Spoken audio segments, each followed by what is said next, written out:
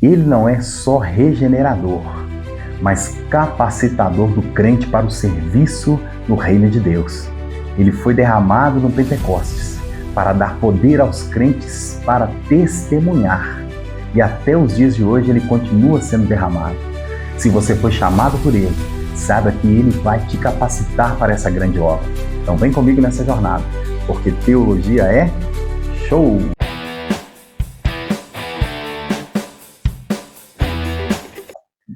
Fala pessoal, Deus abençoe a todos, Pastor Roberto aqui, hoje com a lição de número 10, Espírito Santo, o capacitador.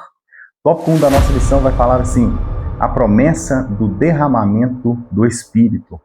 Ponto 1, uma promessa de abrangência universal. A atuação do Espírito no Antigo Testamento se limitava a pessoas específicas e para obras determinadas. Ou seja, ele vinha só sobre alguém para fazer um determinado serviço e depois se ausentava dessa pessoa. Mas tudo isso mudou. 800 anos antes de Cristo, Deus usou o profeta Joel para profetizar: derramarei o meu espírito sobre toda a carne. Sobre toda a carne aponta para a abrangência universal. Ou seja, a promessa era capaz de alcançar todas as pessoas em todo o mundo. Só que, infelizmente, não era para todos, porque essa promessa era somente para os que invocam o nome do Senhor, só para aqueles que buscam, só para aqueles que acreditam no derramamento e no poder do Espírito Santo. Ponto 2 da nossa lição, uma promessa com ação sobrenatural. O derramamento do Espírito vem acompanhado de manifestações visíveis e espirituais, sonhos e visões. Revelam a atuação de Deus no meio do seu povo. E eles servem para quê? Primeiro, para a edificação espiritual e revelar que a vida cheia do Espírito, ela é ativa, dinâmica e sensível à voz de Deus. Uma pessoa cheia do Espírito Santo, ela não é preguiçosa, ela é ativa na obra de Deus. Ela é dinâmica, ela sempre está inovando, fazendo algumas coisas novas, porque o Espírito capacita ela para isso. E ela também é sensível à voz de Deus.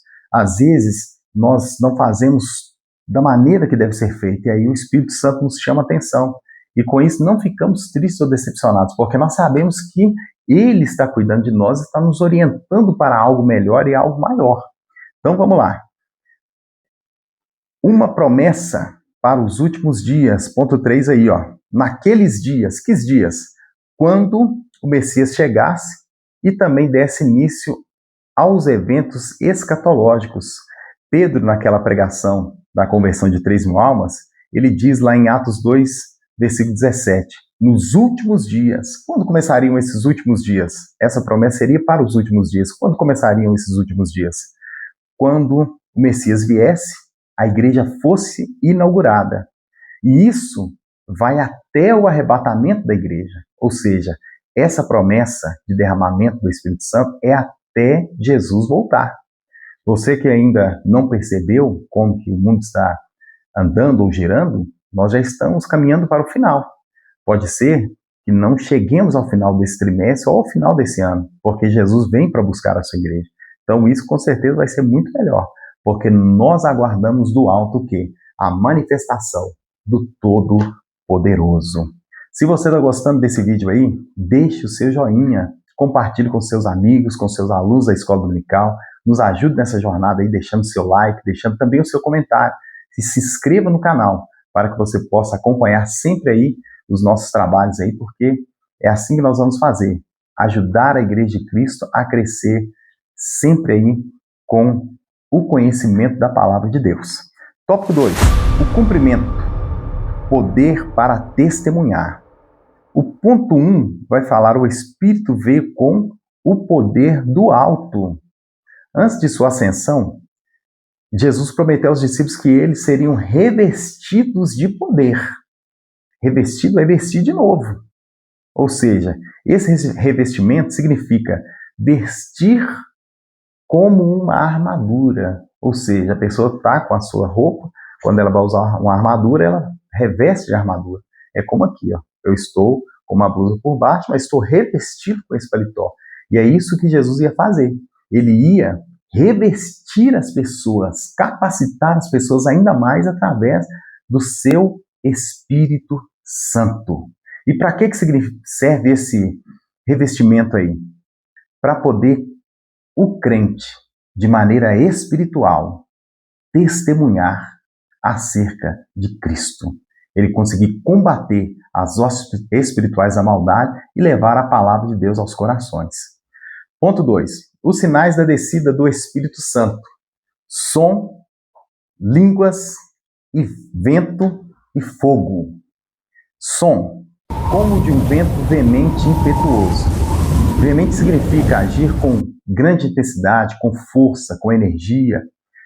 Impetuoso significa que se move com rapidez e violência.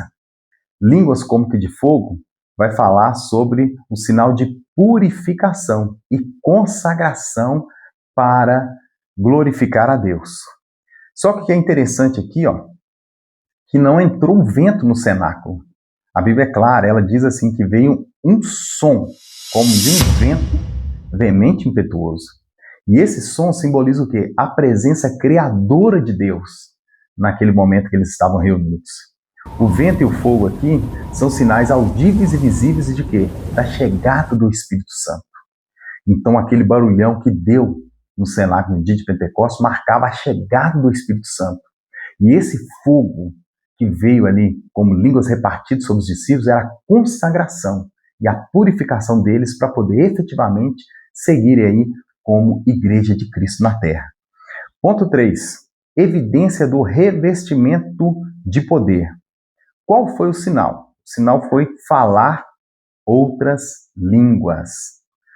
No batismo com o Espírito Santo, a evidência inicial é o falar em outras línguas. Não tem como a pessoa dizer que é batizado no Espírito Santo se ela não falar em outras línguas, porque essa é a evidência inicial.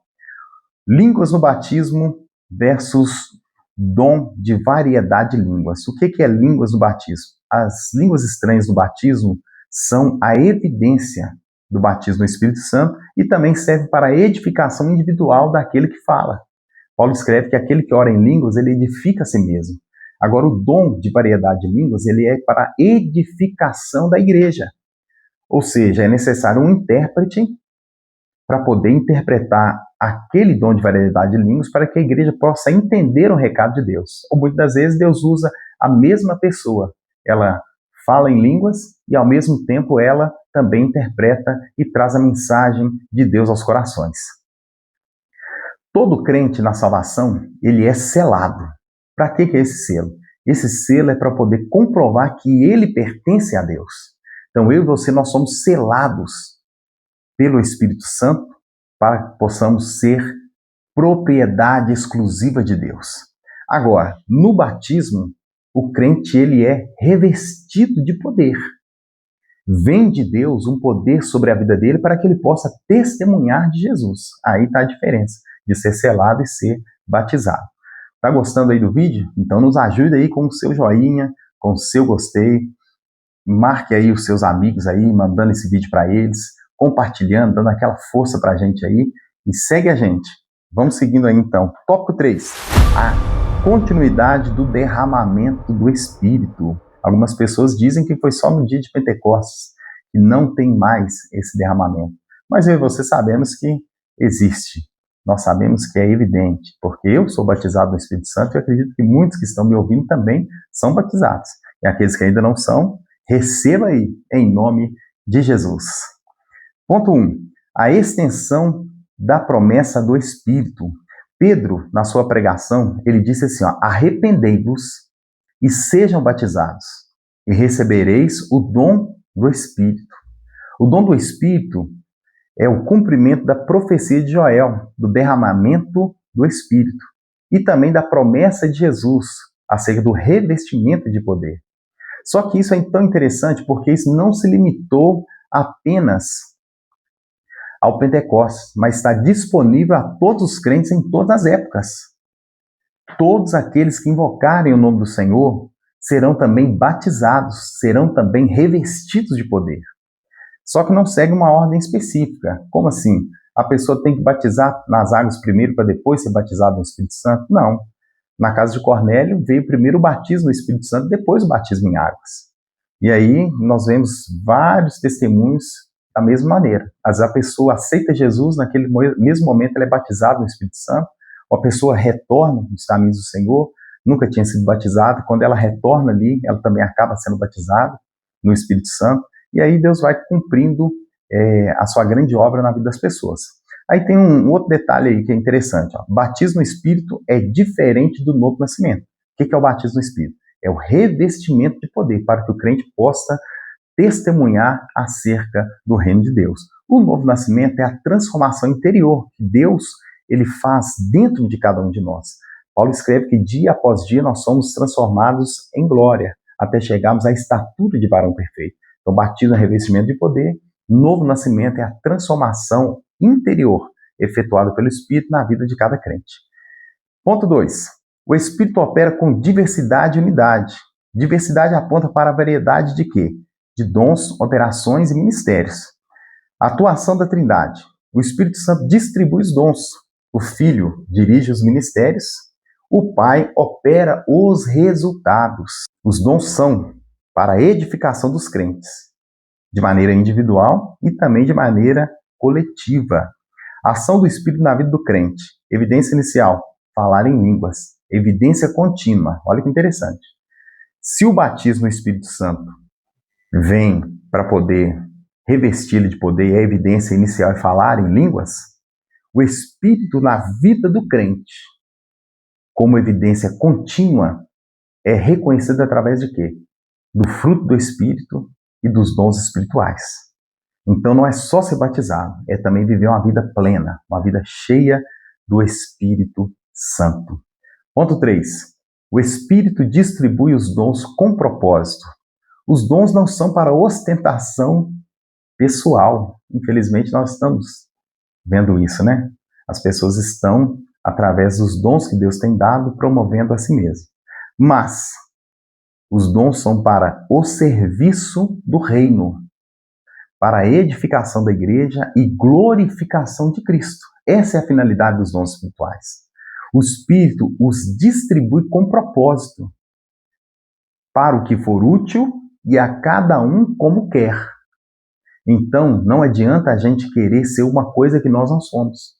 Porque se Deus nos chamou para determinado ministério, se Deus nos chamou para determinado ofício, se Deus nos deu um determinado dom, é porque Ele sabe que naquilo ali nós seremos úteis para o reino de Deus.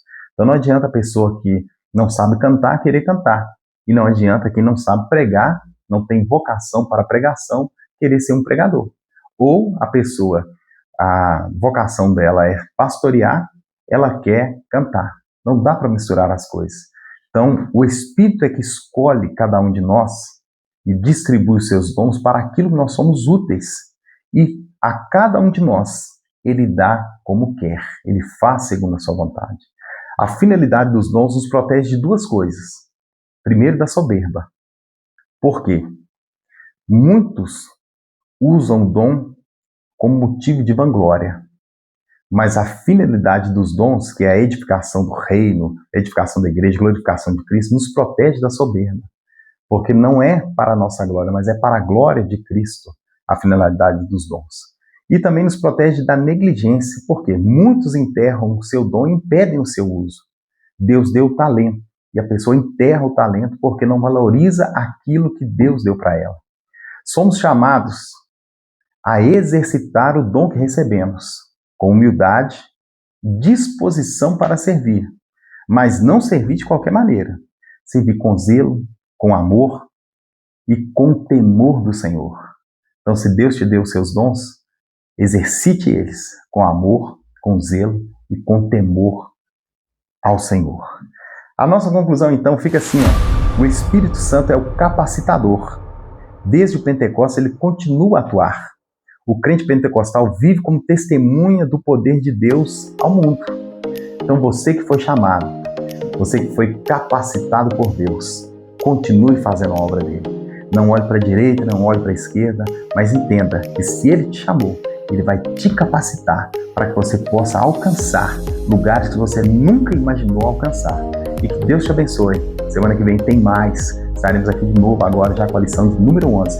E eu te aguardo. Vem comigo nessa jornada aí, porque teologia é show!